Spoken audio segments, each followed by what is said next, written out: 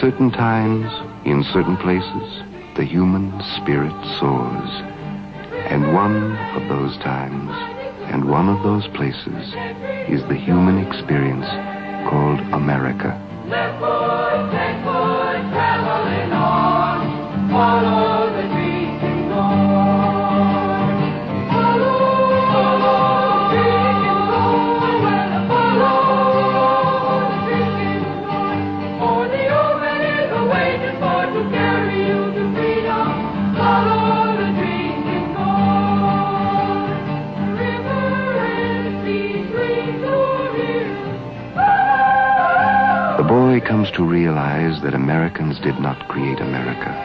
The world created America. They brought their dreams from the old world and created a new world around them.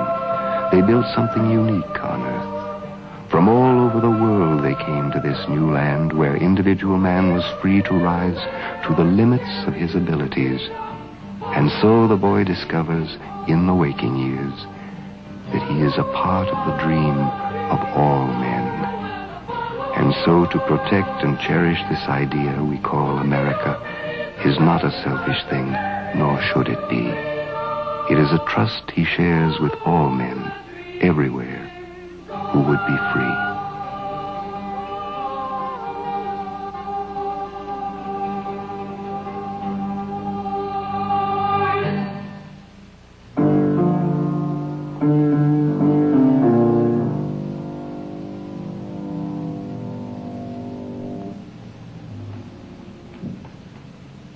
I'm going to play a chord. Sounds good, doesn't it? It's harmonic, pleasing, and even comfortable. But to a man from, say, India, it might not sound so good at all. Now, listen to a chord on this sitar.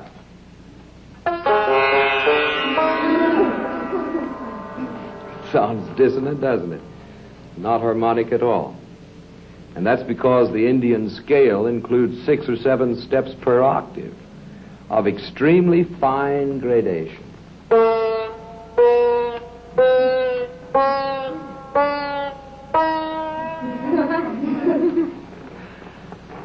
Without them, the Hindus say that melody is like a moonless night. 2 sounds heard by ears of identical structure, but one is pleasing and the other is not. And why is this so? It's because of a thing called history. Everything we do and think, everything we are, our concept of beauty is a product of history. If we are to understand ourselves, we must try to understand our history.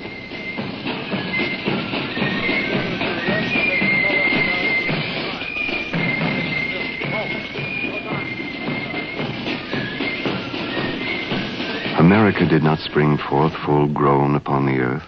The ideas that sustain her grew from the minds of men who walked the old world.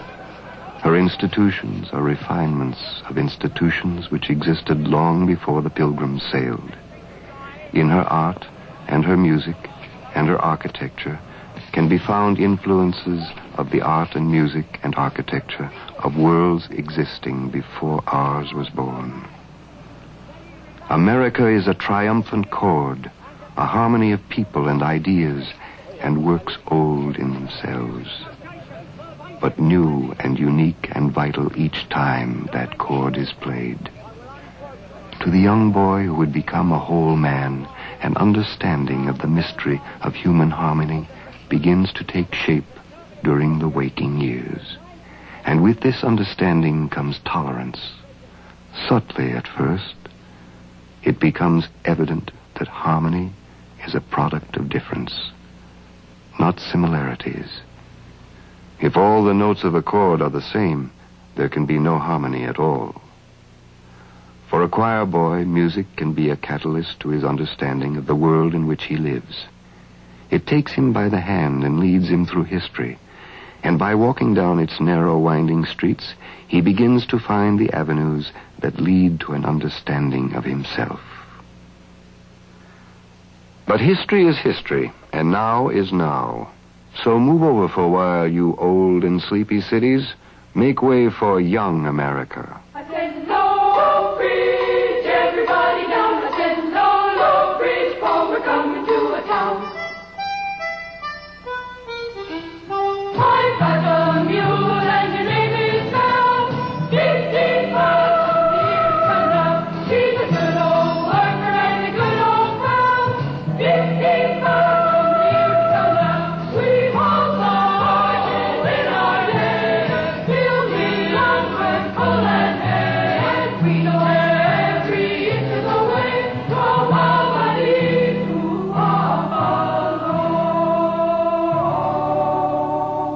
I said, low bridge, everybody down. I said, low bridge, for we're coming to a town. I said, low bridge, everybody down. I said, low bridge, for we're coming to a town. And you'll always know your neighbor, you'll always know your pal, if you've ever navigated on. Here we come now. I said, low bridge, everybody. A sense of place, a sense of continuum, and one's place in time.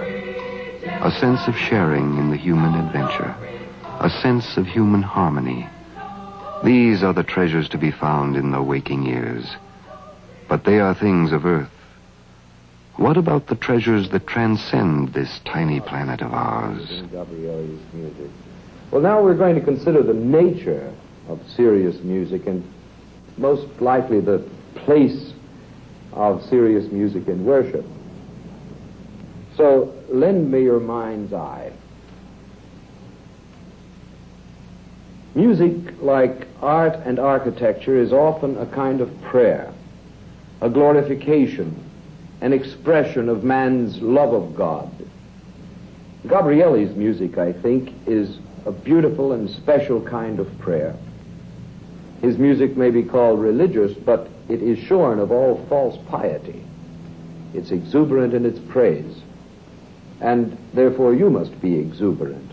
You must glorify. You must feel God moving through the world as Gabrielli did. You When must glorify. and where does the That's why Saturday it's so child important find God? to feel and to No one can presume to say. when you sing. Perhaps it's suddenly as he chases an afternoon through a field. Or more slowly, as he reaches within the still and silver darkness of himself for the riddle of things he doesn't know for sure. But bring to the child a poet, a Christopher Wren, a Bach, a Michelangelo, a Mozart, and God will be very, very near.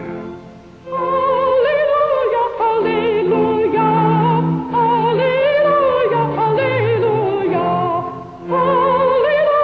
hallelujah, hallelujah, hallelujah,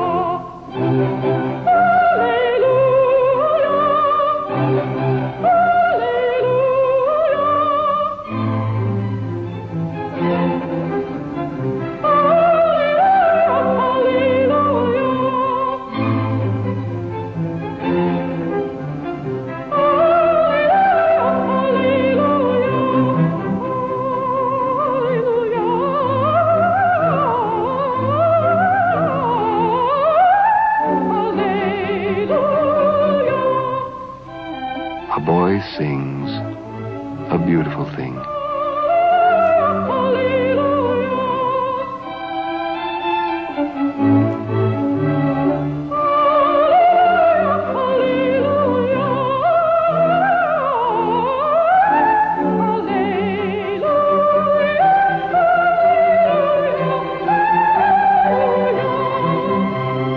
This choir boy is the steward of an incomparable gift. With his mind and voice, he can create for us beauty. He can lead us out of ourselves and take us along on an adventure of the spirit.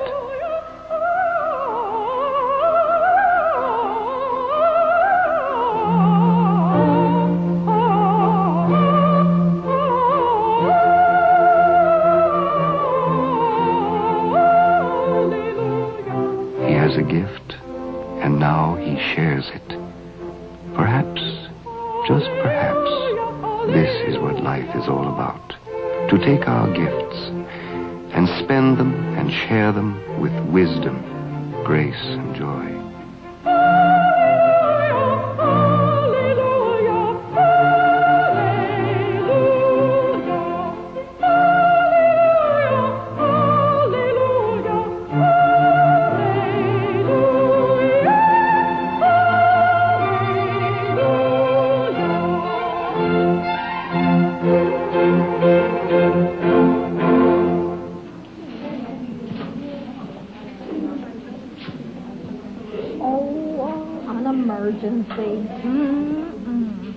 One day the Saturday world will end. All the rehearsal, a thing of the past. The performance itself, a heartbeat away. But if men like this help boys like these know the difference between eloquence and noise, looking and seeing, occupying and belonging, touching and feeling, then the waking years may reach out to encompass a lifetime, and the coming American Renaissance may have already begun.